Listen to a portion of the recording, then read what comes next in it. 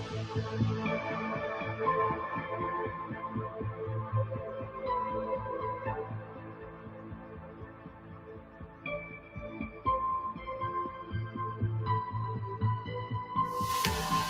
everyone, this is Monty Prescott with Paranormal Distortion Podcast. We're going to be live March 6th. That's this Saturday night at 7:30 p.m. only on Corpus Christi Spook Central Paranormal Facebook and Corpus Christi Spook Central Paranormal YouTube channel. We're going to be going over the evidence from Berkler Mansion that was featured on our new television show, South Texas Haunts. We're also going to be talking about our next paranormal adventure on South Texas Haunts and where we'll be investigating next. We are very excited for this one and excited to share. So make sure to tune in to our Facebook and YouTube channel this Saturday night at 7:30 p.m. Paranormal Distortion Podcast with your hosts, Monty and Sean of Corpus Christi Spook Center.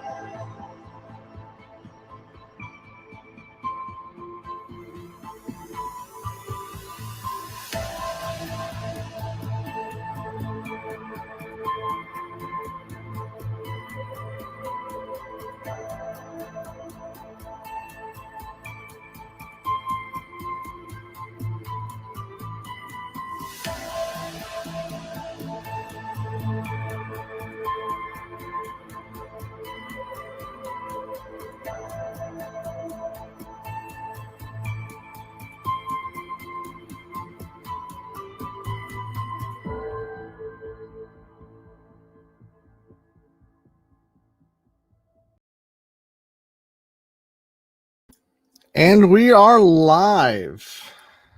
How's everybody doing tonight? Paranormal Distortions Podcast is now live. We are now on Facebook and our YouTube channel. And again, if you haven't subscribed to our YouTube channel, make sure to head on over there. We're going to be dropping the latest episode of South Texas Haunts tomorrow night at 7:30.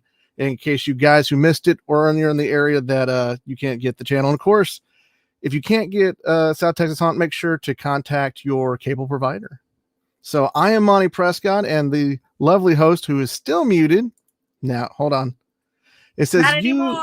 There you go.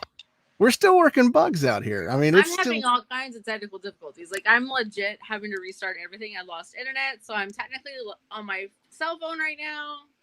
It works. It works. But we're live. I'm excited for the podcast number 2, the second episode. Me too. I'm trying to get the computer back up. I've got my iPad going. I say just roll with the phone. That's easy to say, but my arm's going to get tired of holding it. Didn't I get you a little thing to hold your phone? You did, but I don't know where it's at. See, you lost it. That's not my phone. So, but I'll do my best. Yes, I'll do my best. So, South Texas Haunts. This is an exciting time to be a part of the paranormal. We are super excited about South Texas Haunts. The show has a name. I don't believe we announced it on the last episode of the Paranormal Distortions. I don't think we had the name yet. No, we didn't have the name yet. We got that right before Berkler aired.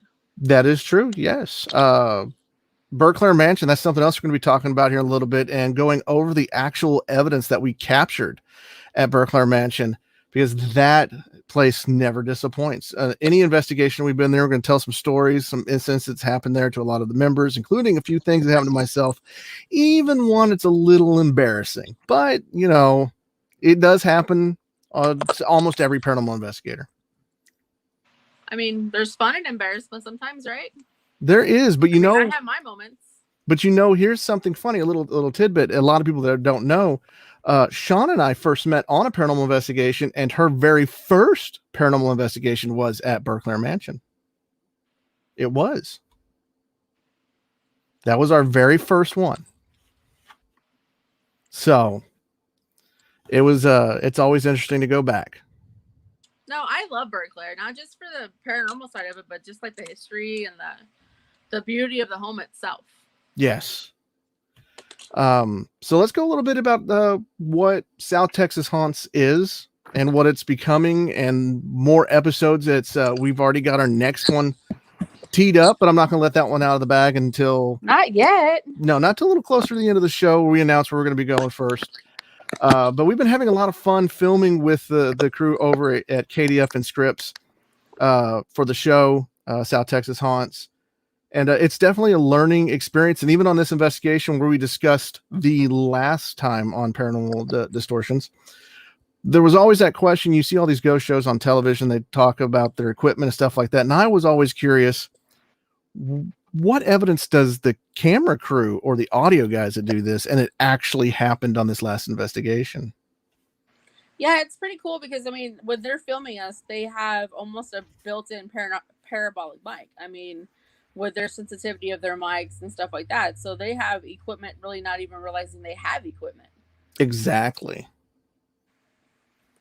So it was pretty neat to see what some of the things it was that they captured.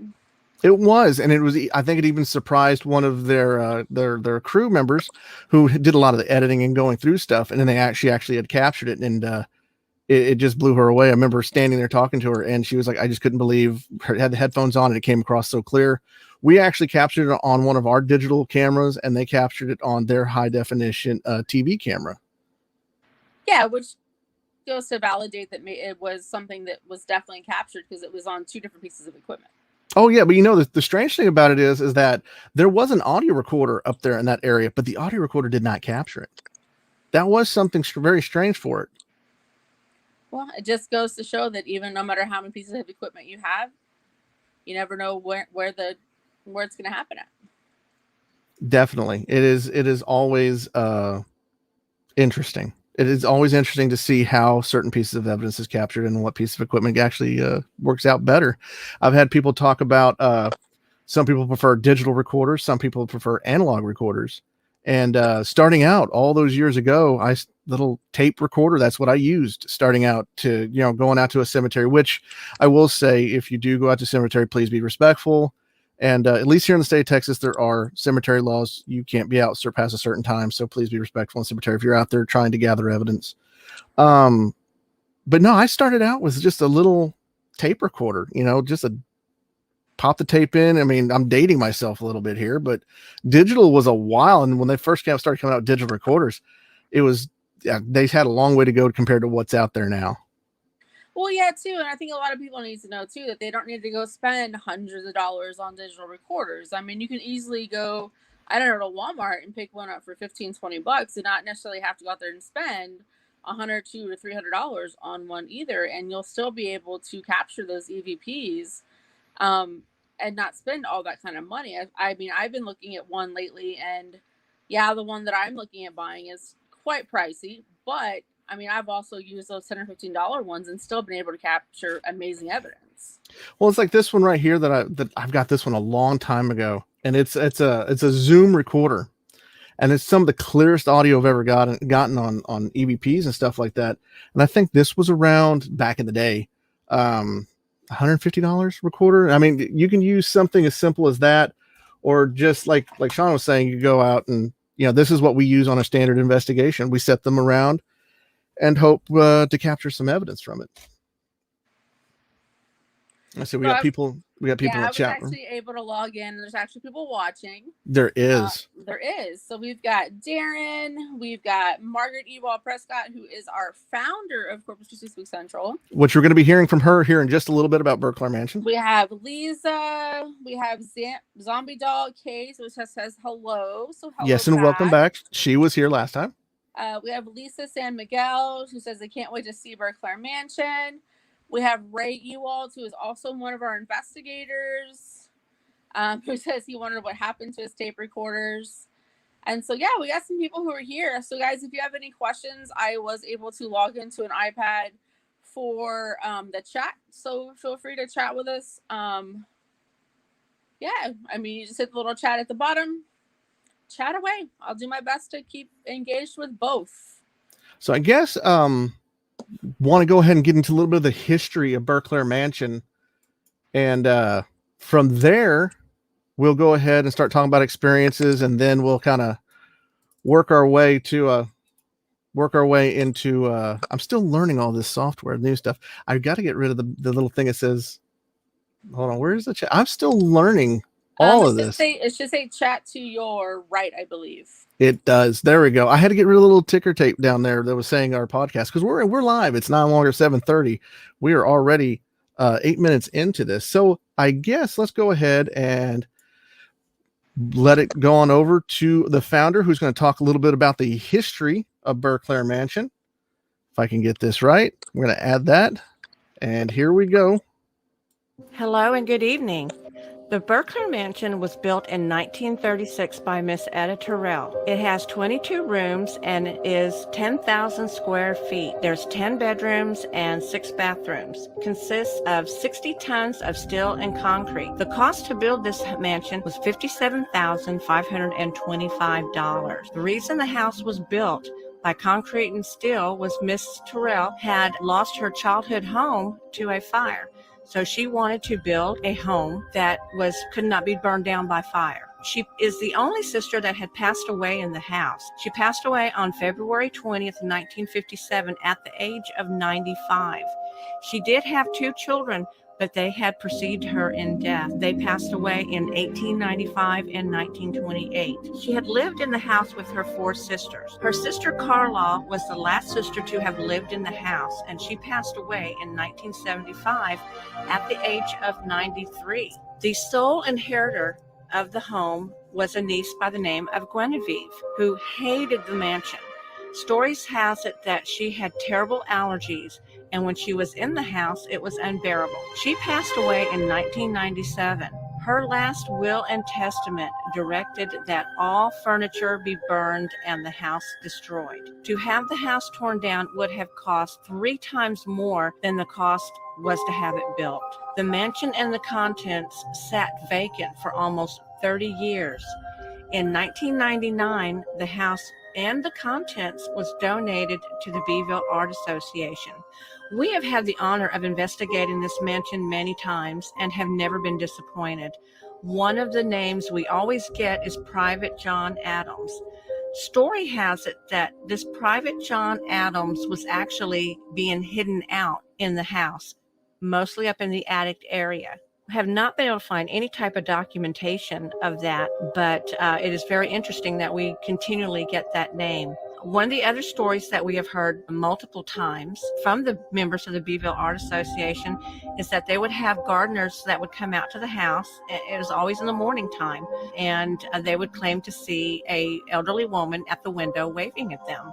When they had asked members of the art association, who's the sweet little old lady in the window waving at them, they were told there's nobody in the house. Nobody lives in the house, which was kind of shocking to these guys. But during one of our late night investigations, we were sitting in the long hallway upstairs when we heard laughter and music coming from downstairs. You could hear glasses, like hitting each other, plates and dishes. Upon investigating this, we got down to the bottom of the stairs and the laughter and music had completely stopped, which was very interesting. We've captured quite a bit of evidence in that home. But in any case, if you're ever out in that area, I strongly suggest that you definitely take one of their tours. They do tours on the last Sunday of the month up until October. And then after that, every Sunday in November and December from 1 p.m. to 4 p.m. As you tour, you can see how the sisters lived. Each had their own style. The furnishings are the same as when the sisters shared the home. Their sewing room has, 5 sewing machines. Each sister had to have their own sewing machine or whatever it was. Each sister had to have their own. And in their bedrooms as well, you will find, their clothes are still there. A lot of their personal items are still there. Their hairbrushes, they each had a unique taste. So like I said, if you're out in that area, be sure and go out and check it out. You will not be disappointed. Thanks a lot. And everybody, y'all have a great evening. There we go. Still getting this, but that was interesting. The Berkler Mansion has even more history than that when you really start digging into all the layers that is that mansion. I just cannot believe that that mansion would sit there for so many years and just be vacant and nobody wanted it. It's unbelievable to me. Yeah, and to think that, if you really, in all honesty, if you're not paying attention, you'll drive right by it. I've almost every time we go out there, I'm always afraid I'm going to pass it. 9 times out of 10, I do. But for it to be so large and just out there in the middle of nowhere, and like you say, nobody bothered it for so many years, it's amazing. And it's a beautiful sight. So yeah, definitely, if you're in that area or you're in the South Texas area and you're looking for something to do on a weekend, get the family and head out there. I mean, it's not just an amazing history lesson. You're going to be able to see some amazing things and meet some amazing people. The Beeville Art Association has done an amazing job keeping it up and keeping it to where people can, you know, get to experience it. And it's a lot of work. I mean, that mansion, you just, so much work that they've put into it. And they do have a Facebook page. So if you're watching on Facebook or YouTube, head on over to their Facebook page and tell them Corpus Christi Spook Central sent you. Check them out. They do have tours like the founder was just talking about. I guess let's dig in a little bit to some happenings that we've had happen at Berkler Mansion during some of our investigations. For the last one we were up there, we were actually in the hallway, and before this will actually lead into another story, which will embarrass me just a little, but we're all human, we're investigators, and it's what happens. We were down at the hallway about the midway point. We're just sitting there because before we would see shadows, and when you first go up the stairs and you look down, there's a doorway. And for whatever reason, there's always a shadow that would actually pass by. So the founder, which is my mom, and our investigator and tech in training, Hayden, and myself were sitting there, and we're looking down the hallway, and we actually could see the shadow again. And nobody's down there. And the only light that's coming from is actually where we have our tech station set up with the DVR and everything, and it's shining down that way, and it's just giving enough light that you can see that something's passing. Now, what happened before didn't happen again this time. Before, one of the times we were investigating there, it was a little more intense. I mean, you walk into some place and the air just gets a little thinner, and the electricity in the room, and it just doesn't feel right. It feels different. And we're doing an EVP session, and I keep looking down, and I see this mass, this black mass, and it's lower to the floor, and it goes back and forth, back and forth. It did it probably for about maybe a minute and a half. And I kept looking down there. I'm thinking maybe my eyes are adjusting. I'm trying to find a logical reason for why this is happening. And then at one point I go and I look, and this mass is now coming towards me. Now, I'm not going to say I freaked out. I know you've heard the story, Sean. I know you've heard the story. I'm not going to say I freaked out. Go ahead and finish. No, I was startled. It startled me because it came up quick. You know, you got to keep your head on a swivel. And I'm not saying I freaked out, but I moved very quickly. And what did you move over very quickly? I don't recall. I mean, if you want to, from what you've heard of what happened, I mean, from what I heard, you moved over and trampled some older, very lovely ladies. I don't think I did. I was just saying, hey. So I decided to move quickly, and I went. There was a couple of people that was next to me, and there was a couple. I think I made it 3 people in because it startled me so much. I just said, you know what? It's coming at me. Goodbye. I was gone. It startled me, but you know, it's happened to all of us. I mean, you ran from mannequins at Yorktown Memorial Hospital. I did. I can admit that I ran from mannequins. I did, but oh no, here we go. I didn't know they were there. I mean, like, I walked past it already 3 times. I walked the entire hospital with no flashlight, and the other investigator just decided to flip their light up just in time. But it's human, right? We're all human, right? It is. We all things happen to us. If we sat here and pretended that nothing crazy ever happened to us, I mean, we wouldn't be human. That's true. So I was startled. It still goes. It goes down in I guess infamy. I remember watching Shirley doing a news interview and actually kind of talking about that story just a hair, and it kind of pulled away from it. I was like, oh, thank you. You know, but now cat's out of the bag. Yes, I did get startled. It happens from time to time. Like you said, we're all human, but it's funny to look back and kind of, you know, joke and laugh about and be like, well, I'm not going to do that again. So we actually have a Debbie Carr Sanchez that says that she actually passed by the mansion and it actually caught her eye. So she stopped to take some pictures that unfortunately they weren't open, but she did return. So yeah, I mean, that's Debbie. We're glad that you got to experience that and see the mansion for yourself. I will say the first time I went, it was definitely more than what I expected. And now I go back every chance I get. And they do tours. They actually take me on Sundays. And I do think other special occasions that when they dress it up for Christmas, it's amazing. Yeah. Go ahead. I don't mean to cut you off. No, go ahead. And I was going to say, they also have a fundraiser coming up, I believe, in June. I think so. I think it's June. I could be wrong.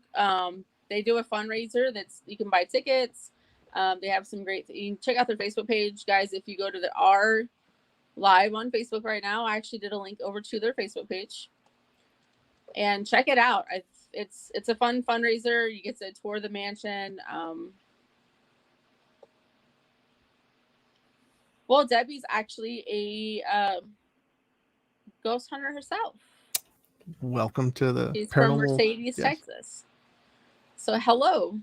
Yes, I've been through there. I don't think I've ever stopped and checked out anything in that area, but hopefully soon. We're looking more out in the area for South Texas haunts, and we got some really cool places. And I can't wait. I know I'm biting at the bit to disclose where we're going next for South Texas haunts, but a little bit more about Berkler Mansion, then we can kind of get into the meat and potatoes and gravy of the next one.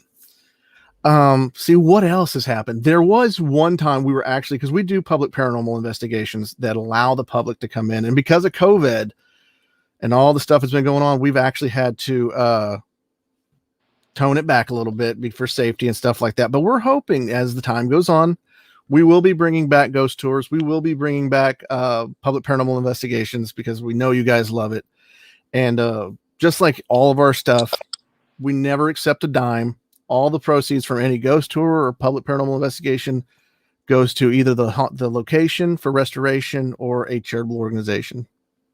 But we've done a couple of public paranormal investigations and ghost tours at Berkler Mansion. And one of the times, I want to say it was closer to Christmas. We were doing a Toys for Tots thing, I believe. And it was Shirley and a couple of the Beeville Art Association members, my mom, and one other investigator. And actually, I want to say it was Lisa. I think Lisa was there for this one. And some members of the public were in there, and there was a telephone. And mind you, this place hasn't had telephone service in an extremely long time. And I could hear it from down the hall. A phone was ringing. Well, there was a rotary phone. It was a black rotary phone sitting up on a pedestal in this one room downstairs. And it just started ringing. And I don't know who walked over and picked it up because I didn't show up till after. But I think they picked it up. No one was there, but there was no reason for that phone to be ringing at all. Because there wasn't a dial tone or anything like that. I went in there, I picked it up. Hello. There was nothing. But it was really interesting that the phone rang and there's no service there. That's kind of creepy. It is. It is very creepy. When they answered, was there anybody on the other line? No. As far as I know from what I heard from my mom, the founder, no, there was nobody on the line. Nothing. So it was just like no pun intended, a dead signal. I need to get like that. See what else? There's been a lot of experiences. Well, you had one when you and Chelsea were downstairs. The music. Oh yeah. Well, when we were actually trying to do an EVP burst session, and we were of course asking questions and things, and I thought I heard ballroom music playing, which from what I understand has actually been heard there before. It has, from the upstairs area. We had Chelsea, who was an investigator, or she was with the what do you call them? Media team? The crew. The crew. And before I could say something, she made the comment that she heard music. The kind of crazy part about it is it was only her and myself that heard it. Nobody else in the room heard it. Later on, there was one of the ladies who was part of the camera crew who said that she vaguely heard that and heard a name. Mm-hmm. But I actually had an experience with another investigator. One of the first times that I investigated there, myself and another investigator were actually putting cameras up upstairs. And I went downstairs and I was like, I said, "Hey, Monty, do you want us to do this or whatever?" and we heard a male voice say yes. And so I'm like, okay, whatever. So I walk in there where the cameras are, and I'm like, wait up, there's nobody here. What's going on? And I look downstairs, and Monty's walking across the grass. Yeah. And there was legit no other males upstairs. So that was that moment of, okay, well, let's do what this person said for us to do. So yeah, I mean, it's, as far as I know, it might have been John, or, you know, saying, hey, do this or do that. So. Well, that we actually got that name again on the last investigation. Yeah, and from what I understand, it's a pretty common name that we kind of always get when we investigate there. And I also hear that, you know, other people experience that name quite often as well. Well, most of the time that we've heard the name John, or any response from what we believe to be a male there that's named John, was been upstairs. But of course, you know, back during that time period when all the sisters were alive, no men were allowed upstairs. But always the rumor had been gone that there was a soldier that was hidden out in actually the attic, and that he was later moved on off site. So when I had that experience was up there, I've always had experience of footsteps up there. One time, me and Carol Riley Kane, which this investigation is actually dedicated to her. She's a great author. Unfortunately, she is no longer here with us. You can still find her books on eBay and Amazon and stuff like that. Check it out. She's a great author. I've read a couple of her books. I miss her dearly. I can't talk. You miss her dealer? I do. I miss. I'm trying not to get a little emotional. I do miss her quite a bit. She was a great investigator with the group, and would love to have her back. But I know she's with us all the time investigating. I was like, she's probably helping us out up there. But we were up there in one of the bedrooms, all the way to the far right. And I was using a piece of equipment called a parabolic microphone that allows us to hear low frequencies, because majority of EVPs come in under the 300 megahertz range, and our human ears can't hear it. So with that piece of equipment, we can actually listen and kind of try to make communication. And we were up there, and I've got the parabolic mic. She's doing EVP work, and all of a sudden I hear wow, and we're sitting there, and I said, oh, okay, I heard wow. And upon review of the audio recorder, actually got what I heard come through on the parabolic mic was actually captured on the audio recorder. And that's always pretty cool too. So we actually do have some other comments. We have Ben, who says, in the room where the waving lady has been seen, which we heard about that as well. Mm-hmm. He says, I walked through a cold spot, and to my surprise was caught on audio, followed by 30 seconds later by another woman claiming a cold spot. Now, mind you, the tour was in the middle of the summer, and no AC units were on. So for those of you who are not in South Texas, our weather gets really hot. It's been crazy summer, this year. Like, we're talking 100 to 110 to 115. So our summers are very hot, and the wind is even hot. So there's no way that it probably would have been a cold spot, unless it was an actual cold spot. So no AC were on. So there's something probably that was there. We also have Ramiro, who's joined. So he says hello. He's just listening. And then we have Elisa San Miguel, who's asking if we have footage. Lisa, we do have footage. I believe Monty mentioned in the beginning of the episode that we are going to actually post the South Texas Haunts episode of Berkler Mansion tomorrow to our YouTube page. Yes, at 7:30 tomorrow night. So you'll be able to actually watch that episode and see some of the evidence that was found. There's some good stuff on that episode. But here in just a little bit, when we get done talking about a little more about Berkler Mansion and stuff like that, I'm actually going to go through and do what I did on the episode. I'm going to go through and do an evidence review of what we captured. To me, it feels a little more personable. You know, on television, it goes by really quick. You don't get to hear, it's just a split of a second unless you DVR it, which you should DVR South Texas Haunts and make sure your DVR is always ready to record South Texas Haunts, because we were on 3 times, CBS and then KDF twice. Yes. And then again on Sunday. Yeah, and I think you can actually still search it, and it's on demand. So I believe so. I haven't confirmed it yet, but I have not looked. But I do think it's on there. But it will be on demand on our YouTube channel, which if you have not subscribed yet, head on over there. So and click the bell for notifications. So when it does upload, you'll get notified. Yeah, and we're also like, if your cable provider is not showing KDF, call them and say, hey guys, I want KDF because I want to see South Texas Haunts. I know there's a few providers that don't have it, but call them up and be like, hey, I want KDF because I want to watch South Texas Haunts. Exactly. And the show is only growing more and more and more each and every time we do this. And it's definitely been a learning curve in the beginning. And I think we're getting pretty good to the point of just, it runs so smooth now. Yeah, no, I have to agree. But it's like anything else. When you first start out, you're going to have those hiccups and those trips and the falls. And it's very strange to have a camera crew follow you around. It really is. Or they put a camera on your chest or stuff like that. It's on your shoulder. Yeah, well, when Taps was down here for the Lexington, I got to go meet Jason and Grant from Ghost Hunters at the time, and they always gave great advice. And man, I wish I could talk to him again and be like, just give me the advice. What more? I didn't have that experience. I'm winging it all. True. But another experience which is kind of funny.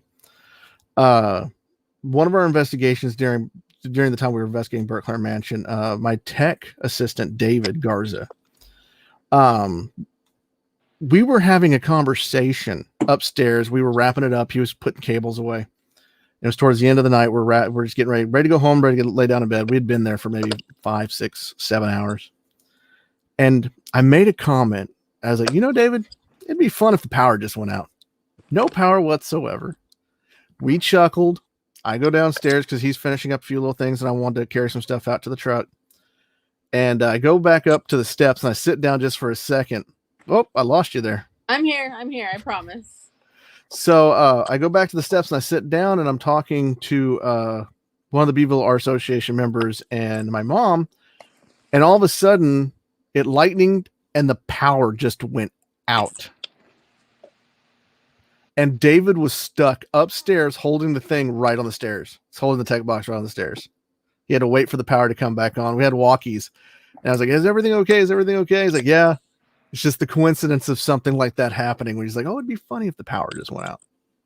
That must have been hard for him because those stairs are kind of narrow. They are, especially the back stairs. And the front stairs are a little more easier to navigate, but the back stairs are a little, yeah.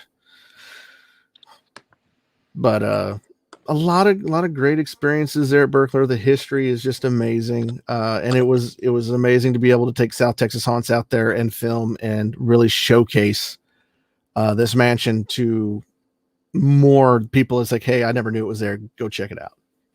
Yeah, and I think too, what I think I've noticed is every time we go to Berkler, we get a little something different. Mm-hmm. Like we may still get some of the things that are semi the same, but we always seem to get one piece of evidence that's different. Like it's never the same, and I think that's one thing that it has to offer also. Yeah, as it's always full of a surprise. Each time it's like a little piece of the puzzle. That's all it is. Every time you go and investigate someplace, you get a little more piece of the puzzle, and you're able to try to paint that picture of what's going on, why something going on. I don't think Berkler Mansion's haunted. Because it takes a lot for me to say something is haunted, at least personally for me. I don't believe it's haunted. I think there's a high level of paranormal activity there. I mean, I think there's just people who, either got to go to the parties or the dances, or maybe even the guy who was said to have had to hide out there. I think the sisters are probably still there doing their everyday life of, brushing their hair and putting their beautiful clothes on and, walking through the house, enjoying beautiful dinners together. That's what I think is going on there. I wouldn't say that it's haunted either. I just think it's people who loved the mansion just kind of still going through their everyday life. I think a lot of it's residual. I really do believe there's a lot of residual, but the one spirit that is there, that we believe to be John Adams, I think there's some intelligence there to it. I think there's some intelligence to that spirit, like, because when men are up there on that second floor, you do not feel easy, and it's just a really weird feeling. Like you do not feel wanted up there. You don't. You just. Yeah, and you can hear that from almost every man when they go upstairs, and it's also kind of. I've noticed that when men are upstairs is when it's a little more active upstairs. It's because it's almost like you're not allowed up there. And then if whatever's residual that's there is like, wait a minute, this isn't right. This isn't the way it should be. I don't know why you're here, but you need to go. Yeah. So I mean, that's what I've noticed when we're there. It's such a beautiful place to be. There's been so many weddings and events there. Hopefully that mansion's around for hundreds of years. I'd move in if they'd let me. Oh, I've already picked a room. So we have more people in the chat room talking. We do. We have Richard Jennings, who says you should do an investigation of Yorktown Memorial Hospital here in Texas, since it's made the top 20 paranormal caught on camera. Richard, we have investigated Yorktown Memorial Hospital. That's somewhere we are hoping to go back to eventually. I personally love Yorktown Memorial Hospital. When we investigated it, what was it? Probably like 4 years ago now. Yeah, we had a PPI there. We did a public paranormal investigation at Yorktown. Yeah, Mike was actually still alive when we did that. He was there. And so we want to go back. I like it. We get some good evidence from there, and hopefully we'll get to go back soon. It's definitely on our list for it is. It is, and that's another place that doesn't disappoint.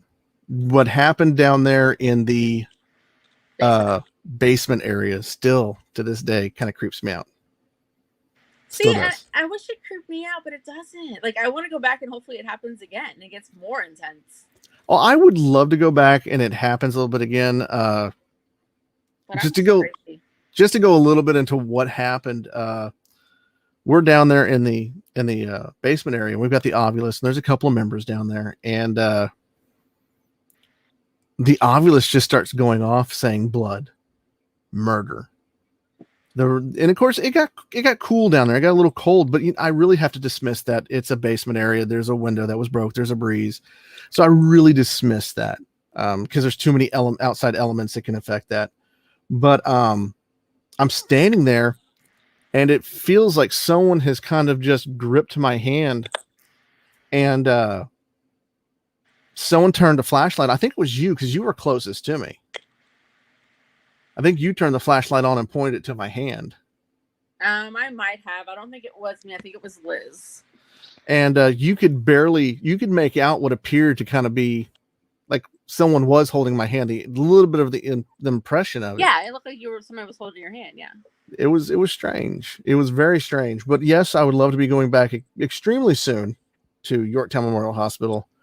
Love to be able to go back to Yoka Memorial Hospital too. Yeah, there's some good stories that happened at Yoakum as well. Exactly. Yeah, it was. So I think it's time to start getting into a little bit of the evidence that we captured at Berkler Mansion. We will start with the EVPs and the audio first. So let's go ahead and bring that up. I should be able to. There we go. I'm learning this. All right. So hopefully I'm going to do a test here. So, because you can hear. Could you hear that okay? Or do I need to be a little louder? I didn't hear it. Be louder. Okay, hold on. Could you hear that? No. Guys in your chat, can you let us know if you're able to hear it or not? Yeah, I just want to make sure that the audio is working on it. If I have to, I'll amplify it a little bit.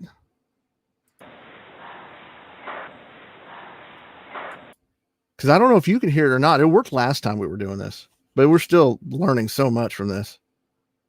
Louder. Okay, so what I'm going to do is I will amplify it because these haven't been touched. All right. Is that a little better? Okay, we can hear it. Okay. So this one, I believe it was captured downstairs during your investigation with Chelsea. And it's pretty clear. You can hear it says you left me here.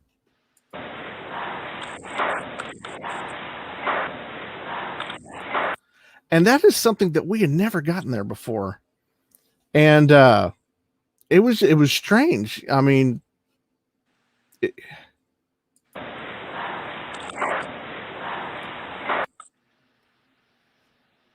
no, it says you left me here. At least that's what we hear. A lot of times when it comes to audio and evidence and stuff like that, we love putting it out for the people to just listen and hear and tell us what you think you hear, because we're all in this together. And I love getting feedback on any piece of evidence. Doesn't matter right, wrong, any which way, but loose. But I love getting that feedback, because something I hear is totally different. Like Shauna will hear one thing and she'll send something to me and be like, "Oh, you hear this?" It's like, I can barely hear it. And we try not to amplify it too much, because we don't want to distort a lot of what's going on. But to us, this one, we can hear you left me here.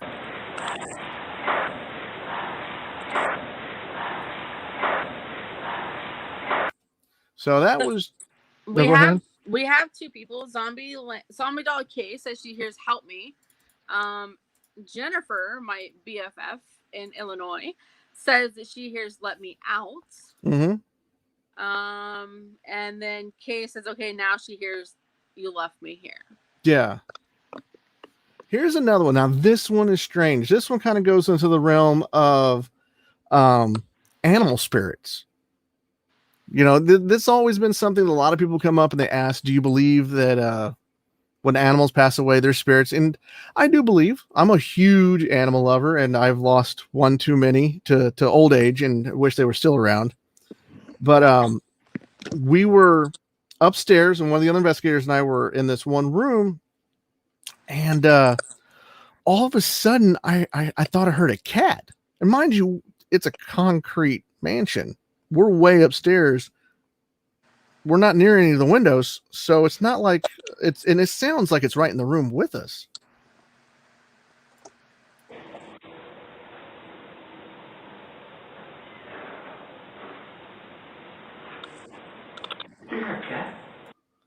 I mean, it's just kind of, it was so clear.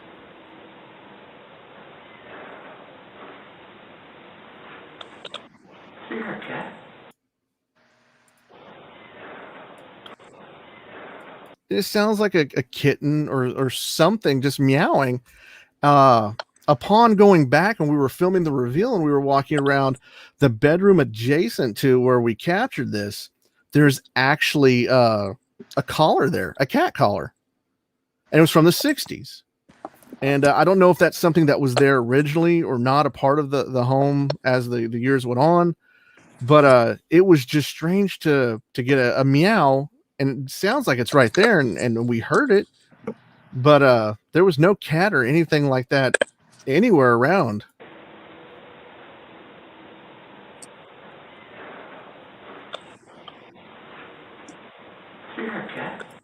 So it's just one of those strange incidences that makes you wonder, when animals do pass on, do they also leave something for behind for us to, investigate?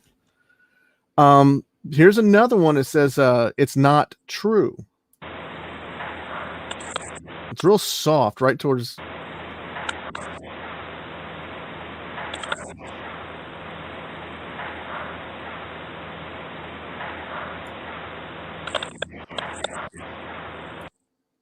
Oh, I'm getting a text message on my fancy Apple Watch. It says the caller was in Dot's room, and she actually owned a cat. So.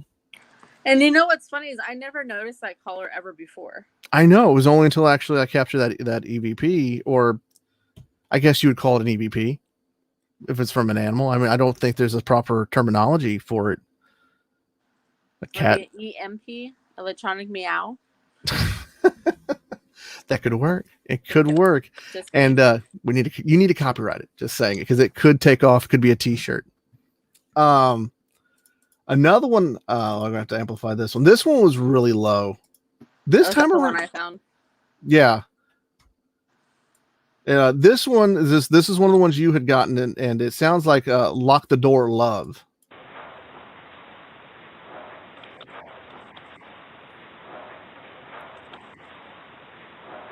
And part of me says "Lock the Door, Love It." I mean, there's a little bit of a twist to the end. Let me amplify it one more time. I don't like amplifying too much, just for the simple fact I feel like it distorts it a little bit, but I want everybody to be able to hear.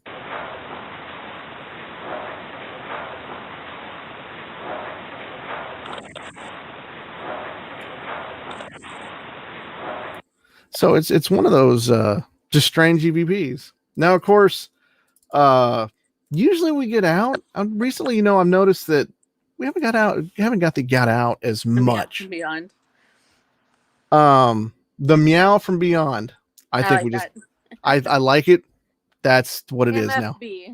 It is an MFB, meow from Beyond.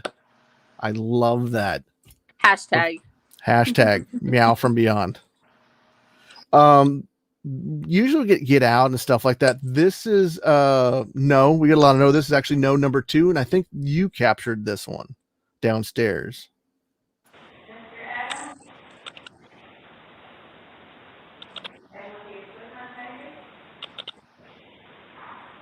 And it's really soft. Let me amplify it one more time. That's actually in the background. Is Shirley. She was actually one of the ones that was there with the Beeville Art Association. You can hear her talking to Mr. Adams.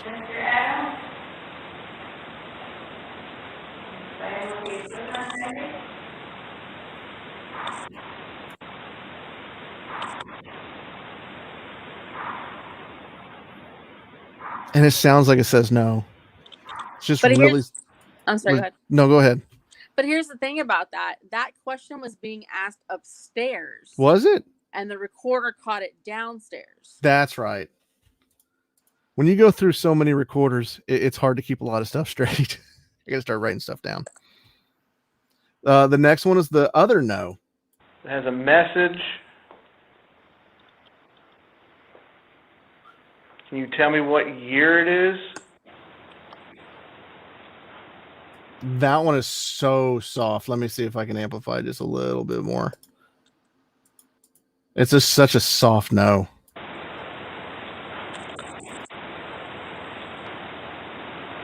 Maybe go. I mean, it's really hard to tell.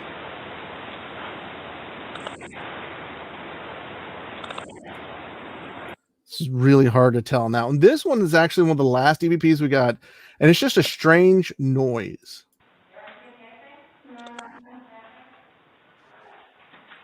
Let me amplify a little bit. It was just a strange noise. I can't say it's paranormal or anything like that. It's just one of those kind of like just strange things I can't explain.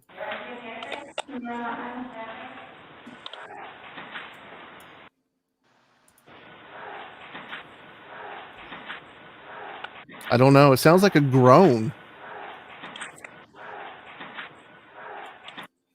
Like I said, it's one of those things that I can't explain. It's not like a voice. It just sounds like a moan or a groan or something like that. But those are actually the EVPs that we had captured from Berkler Mansion. Now we've got a couple of videos. Let me move stuff around here so I get things set up. Ray says groan or moan. Yeah, it's really, it's one of those you don't know. So we have Kelly. I'm sorry, go ahead. Go ahead. Say real fast. We have a Kelly Kilgore that says, I went a few years back to Yorktown twice. We had EVP equipment and we got the words blood and murder on the EVP as well. Very creepy in basement. That is one of those things. Is here's someone else that's been there. They've gotten the same stuff that we've gotten. They got it on audio recorder. We got it on the Ovilus, but it was the same stuff. We got murder and blood, and that basement. That there is something going on in that basement that just it doesn't settle with you when you're there. I thought the morgue / basement area at Yoakum Hospital was bad, but Yorktown was just, that was just an intense feeling when you're down there. So Tiffany just came on and says that it sounds like a kid on that last EVP. Really? What can you elaborate what you think you hear? And I will mark it down because I've not put the stuff on the website yet. Tiffany, what do you think it says? So we'll go with a little bit of this video. This video is actually in the hallway. We're facing away from the door that we've seen the shadow. And later on, of course, we turn it around and we reposition it at different locations. But now we're getting into the orbs, where everybody has a different opinion of what orbs. Some people believe it's energy. Some people believe it's spirits. A lot of people believe it's dust. We've had over 17 years of doing this. We've had different experiences with orbs and dust and stuff like that. And my theory is Spirits need energy to try to manifest themselves. So when I go into a location and I see a lot of orbs, I don't per se say, you know what, that's spirits. That's all spirits. No, a lot of it is dust. It's moisture, stuff like that. But there is free floating energy. And when I go into it, and I see that area that's got a lot of what I believe are true orbs, and I believe orbs are energy, I'll focus in that area just for the simple fact that spirits need energy to manifest themselves to do some type of manifestation. So that's kind of where I kind of fall into it. I know everybody has different opinions on it, but that's just one of mine. Now, this is actually in the hallway upstairs. We've had a lot of activity, and men are actually not allowed to be in this area. This was the whole upstairs area. It was just for, the females and stuff like that.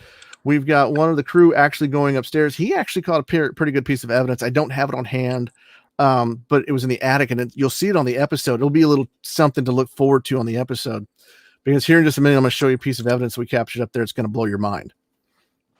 And he caught something. He was up there probably 30 minutes before we went up there and started investigating. Yeah.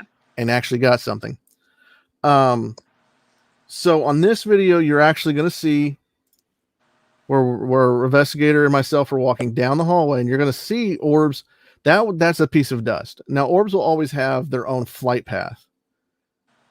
And if you watch, we're away, and then you've got two, it just take off. Now, I do believe those are true orbs, but I'm not saying that they're spirits or anything. It's just very odd. But here's the creepy thing. This is the time he went up there, and he actually captured this mass on picture. So it's very weird. He goes up there, he captures it, and then a short period of time later, we go up and we actually capture what we captured. To me, it's almost like they're saying, "Hey, wait a minute, what about us?" Exactly. Well, they're going up there to check out what's going on. And I don't believe it's bugs or anything, because they have their own flight path, and there's no any fluttering or anything like that. And it's very translucent.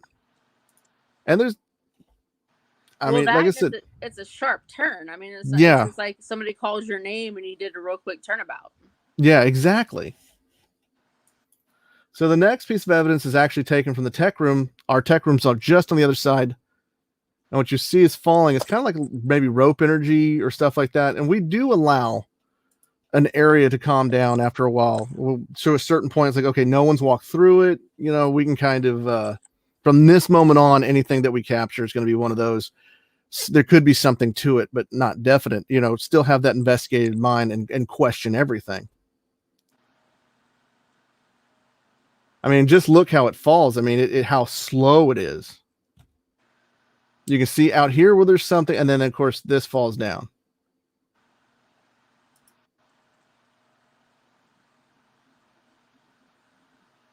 It's just a very strange piece of evidence. So now, this clip is going to blow everybody away. It was first brought to us by the crew, and they had showed it to us. And as we were going through, we actually had captured it too on a digital video recorder that I was carrying.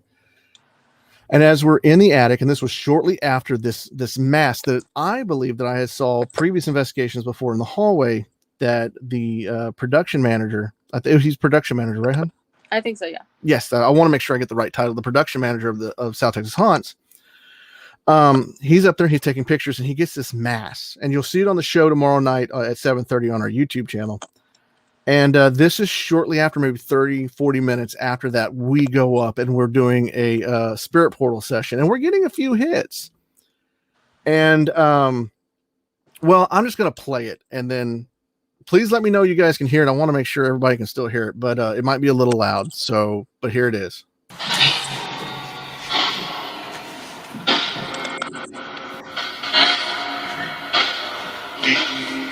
Maybe. Help.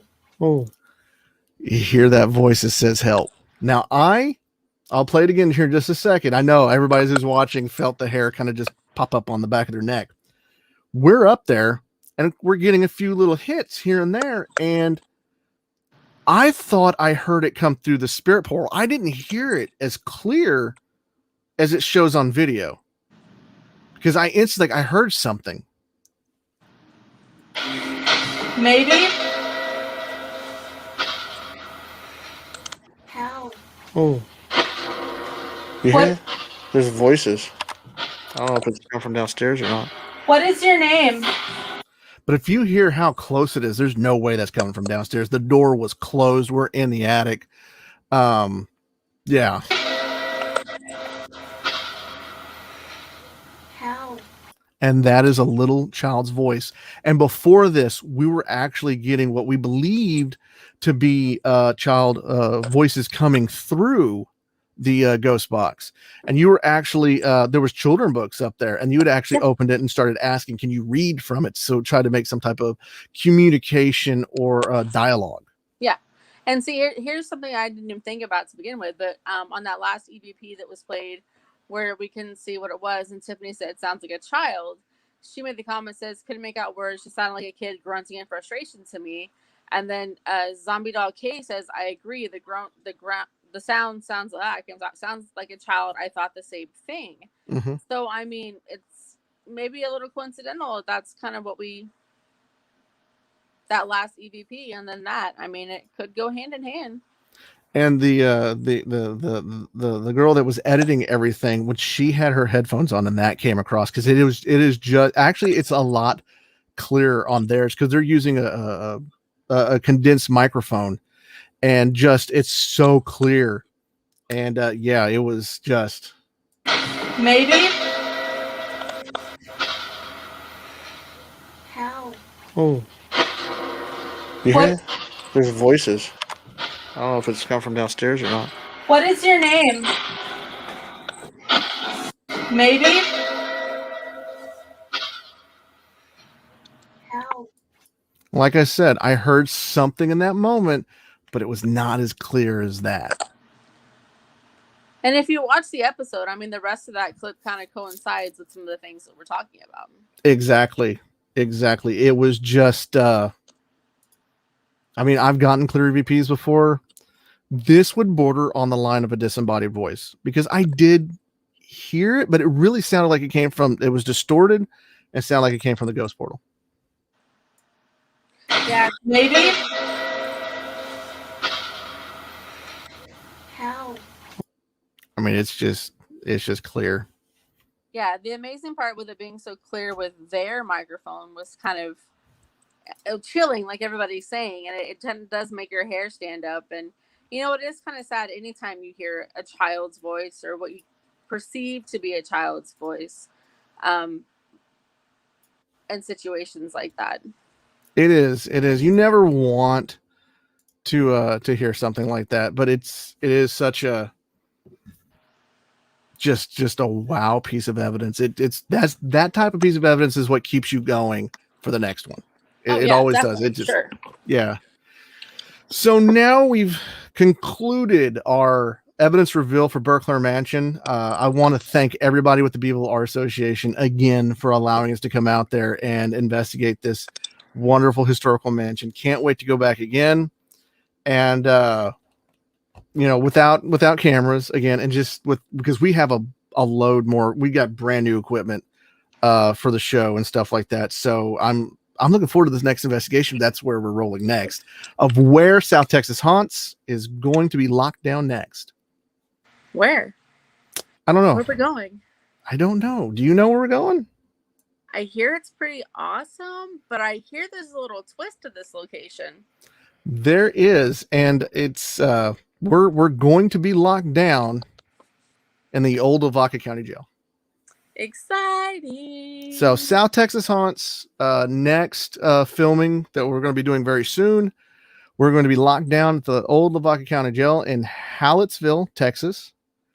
I'm very excited. We've never investigated there before, and I know the crew is excited. And like I was just saying a minute ago, we've got a lot. I have redesigned our entire tech department to make us more efficient, and we've gotten a load better of equipment now. and we've upgraded a lot of stuff. So, and we've never been here, and I'm so looking forward to investigating and seeing what evidence we capture, and being able to put this out for everybody else to see. I mean, and the jail itself has been there for a very long time. I mean, like, the jail was built in 1885. 1885. Can you imagine the number of people who have been in the building, the things that people have experienced themselves in the building, the rich history just itself? I mean, it was a jail up until 2005. So in all reality, it's only been closed down for 15 years. Yeah. 16 now, we're in 21. But yeah, I mean, it's actually Texas's second largest running jail for the time that it was a jail the entire time. So yeah, before it was a jail, it was a home. It was a family home. So it's rich in history. I'm sure there's a lots of stories as far as the types of prisoners that were there. So yeah, I'm excited just to see the things that we're gonna get. Like you said, we have some new equipment.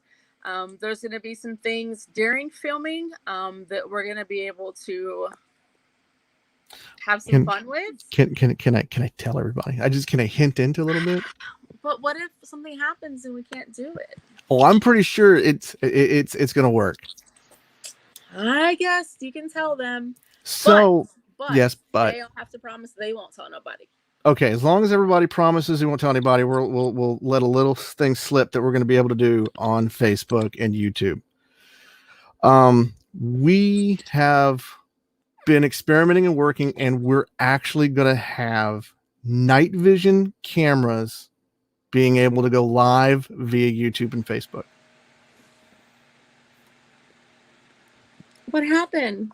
I don't know. What's wrong? Hello? Oh, you must have lost. Did you lose your volume again? Or it's just the gremlins? Oh. I guess she can't hear me.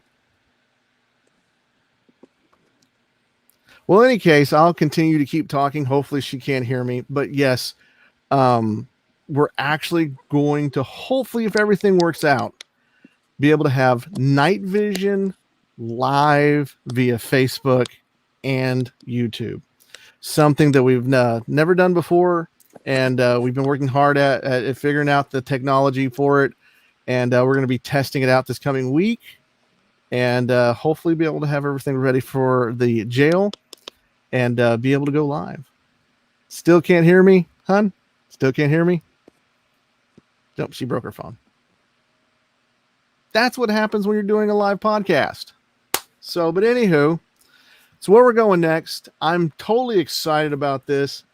We've definitely gone over 5 minutes on our time. I know Shauna's not on here, but I will speak for her. It's sounds like you might want to investigate her house. Sounds like something she brought something home. I will tell a quick story that's kind of funny, and hopefully the future mother-in-law does not kill me for this. I played a small practical joke. A lot of people don't know. I own Paranormal Fear Haunted House along with Shauna, and we do it yearly, and we try to give back to community stuff like that. But I had gone to, I think it was Goodwill, and I found these two creepy dolls, and I said, you know what, I'm gonna have some fun. See if she texted me. No, I said I was gonna have some fun with this. I said take them home and tell your mom that we picked them up from someone. They're supposedly haunted dolls, and just put them in there. And of course, I had bought them because they're creepy looking. We had a doll room. Everybody just can't stand creepy dolls in a doll room for the haunted house. So I set them up. She set them up in there on the couch, and she's like, "You have to be respectful to them." Oh, hold on, she coming back. Hello. Hi. I don't know what happened. Well, real quick, I'm telling the story because I had to buy a little time. I'm telling the story about the dolls that we got from Goodwill, and you pranked your mom. We pranked your mom with. I thought she was going to kill me. So here's the part about the story. We get them from Goodwill, and she takes them home, and I was like, you just got to tell your mom they got to be respectful. You know, they're haunted dolls. We got them out of this house. and you just got to be respectful for it. And of course, I'll let you tell the rest, hon, because you were there for the majority of it and you actually recorded the video. And if her mom wasn't in it, I would play this video for everybody, but then your mom would be in trouble. We would, but go ahead and finish telling the story. So how far did you get? Because I'm legit losing everything on this side of the world. I got to the point where you got the dolls and took them home, and that you told your mom you had to be she had to be respectful and treat them and tell them, would you like a drink? And, stuff like that.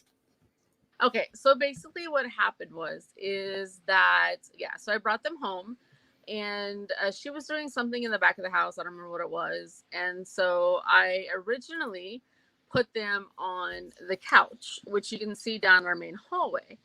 And so I went in, I was on the computer, just minding my own business. And she actually has some of my old dolls from when I was a kid in our guest room on the bed. So in her mind, those dolls that were in the living room, I somehow moved from the guest room to the couch. Why on earth I would do that, I don't know, but whatever. So she walks by the guest room, looks in there, sees those dolls are still in the bed. And she's like, where are these dolls from? So in the meantime, she goes outside to do whatever, and so I moved them. Well, she doesn't know that it was me that moved them because I was in the exact same spot she left me. And she comes in the room, and she was like, did you move those dolls? What dolls? I didn't move no dolls. And she's like, well, Shauna, those dolls moved. I said, well, yeah, Mom, they're haunted dolls. And she's like, haunted dolls? And I said, yeah, well, they're like people. Did you offer them water? Like, be respectful. They're guests in our home. And she was like, no. And I said, yeah, Mom, you got to be nice to them. Don't yell at them. Talk nicely. Like, hey, do you want some water? Do you want something to drink? I said, because if you don't, they're going to come back at you and they're going to haunt the house. And if my mom watches this later, Mom, I'm seriously sorry I'm telling this story. And my mom is a very superstitious person. Like, she wouldn't get anywhere near my hearse. Anywhere. Like, I had to hand her a part. And when I handed her a part off my car, I said, now you've officially touched a hearse. Seriously. Go up. Sorry, I didn't mean to interrupt. I just had to say you're that. Fine. You're fine. My mom is very superstitious. And so she's like, no, that's not right. I said, well, no, this is what happened. We ordered them off eBay. They gave us strict instructions to treat them like people or else. And I'm like, you've seen Chucky, right? And so she's like, no. So I had her believing all this. So we had to run an errand or something because we were doing a haunt that night. And so I forgot them at the house. And so we leave, and I'm like, oh my God, I forgot the dolls. So I call her. I'm like, hey, Mom, I need you to bring me the dolls. She's like, I'm not touching them. Nope, not doing it. I said, well, just be nice to them. Tell them, I'm going to pick you up. I'm going to be gentle. And she's like, no, not doing it. You got to come in the house and get them. I said, I don't have time. I got to get to where I'm going. Just bring them outside. Not doing it. Not picking up the dolls. So finally, we told her what was going on. And guys, I thought she was going to kill me. Like, I've done some crazy things in my life, and she's never been that angry with me. I thought the hiding a skeleton in that one room was going to... One room, it was, yeah, in the chair, and she thought it was a person. One with that. You know what? I will say this: best like $7 ever spent at Goodwill was buying those two dolls. It was worth it. I mean, my mom, I love you. She's gullible. She's superstitious, but she's an amazing mom. She is. So we have Kirby's on here. She said, Kirby! Hey, he said, hey, Monty, hey, Shauna. And then Zombie Dawn says, hey, I make Halloween props. Message me if you're interested. I post a ton on Instagram and Facebook. We will look you up. Insta, yes. Yes, because we're on Instagram too, via Facebook. Well, you know, I lost count. We're on every social media. I mean, we even have a Snapchat. We just don't ever really use it. Yeah, I don't understand it. But anywho, I guess we're over 11 minutes. So what else did you say besides like the investigation and the equipment? Did you tell them what else we're launching for South Texas Haunts? No, I have not talked anything about that. I was hopefully waiting for you to jump back on. And if you hadn't, I was just going to leave that for a post on Facebook. For a post on Facebook? Yeah, I guess. I don't want to let too much out of the bag, and I don't know how much you want to let out of the bag, but I mean, you pretty much let it all out the bag. No, I didn't. Be up to. No, I didn't. There's still more. People don't know there's still more. So stay tuned. Yes, stay tuned. This is going to be interesting. I am so looking forward to it. I'm excited about doing live night vision, being able to walk around and it's going to be interesting. I wonder if we can do it on our TikTok page. I have no clue, but that is a good question. But also, we have a contest coming up. I don't know when, but I'm ready to give some stuff away. Yeah, it's been a while. COVID has kind of slowed stuff down, but I'm ready to do a giveaway. Here's a good question. What do you give away for a paranormal page? Haunted dolls. No one's getting those dolls. Those dolls are going to be around for a while. Trust me. They might reappear. They might reappear in your mom's house at Halloween this year. Just leave them sitting on the back porch. Knowing her, she done forgot what they look like. I know. We could pull this all over again. We'll tape it this time and we'll stream it live.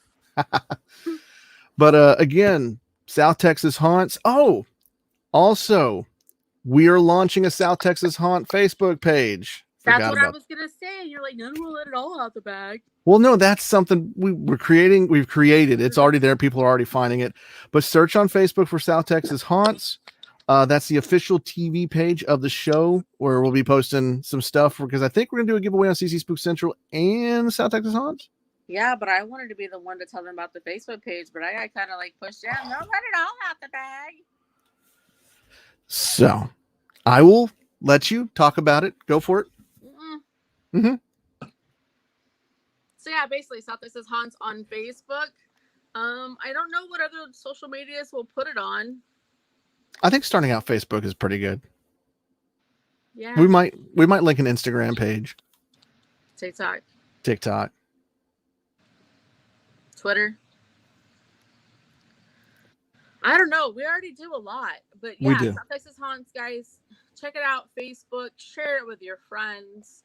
I agree. Contest on both. Yes. We might even throw a little haunted house in there because hopefully this COVID stuff will be. Texas is opening up this week. I'm a little conflicted about it, but you know what? I hope and I pray that everything starts getting better and this nasty virus goes away so we can have some fun on October this year. I know Corpus Christi Leatherface is ready to get back slashing, and yeah, I'm ready. I'm ready for Halloween to come around, and I'm expecting even with the TV show because the live we're already talking a little bit about doing another live like we did on the USS Lexington for South Texas Haunts. So it's a lot that we're planning. Yeah, but I mean that's good, and with Texas opening back up, I do you guys. I mean, if you feel comfortable doing what you're doing, then do it. I mean, nobody's going to stop you. But I think it's a good opportunity for us to kind of get back to what we consider normal. So Lisa says, what is the TikTok name? CC Spook Central Paranormal, I believe? Yes. And on there, we try to do some like history things. We try to, just have a little fun on there. I think we're going to try to do some of these weird videos that are on there. I actually have a guy on there that I want to duet with, if that makes sense. He's actually a school bus driver that has a student that has a paranormal friend. It's interesting. Yeah. TikTok's interesting. You get on there and an hour passes like that. But anywho, oh, sorry, go ahead. I keep interrupting. It gets me in trouble. It does. Like Target.com does. This is not Shauna's shopping hours, so this is all about South Texas Haunts. It is. But we're 16 minutes over our time. I think we need to let people go so they can relax. Happy Saturday. I think the weather's going to be super pretty tomorrow. I know what I'm doing tomorrow.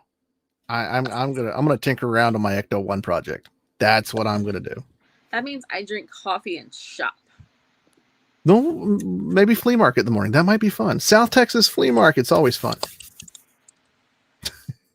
All right, guys. Thank you so much for joining us. This has been amazing. The numbers are even higher than last time, and we're going to keep coming. We're going to try to do this every 2 weeks, and then we're going to do a special after every, kind of like Talking Dead does. Try to do it right after the show would be nice. What's Talking Dead? Well, it's after Walking Dead, where they talk about the show and stuff like that. Okay. So I don't know. I think that would be something cool to be able to get more investigators on, talk about the investigation right after the show. So thank you, everybody. Thank you, Richard.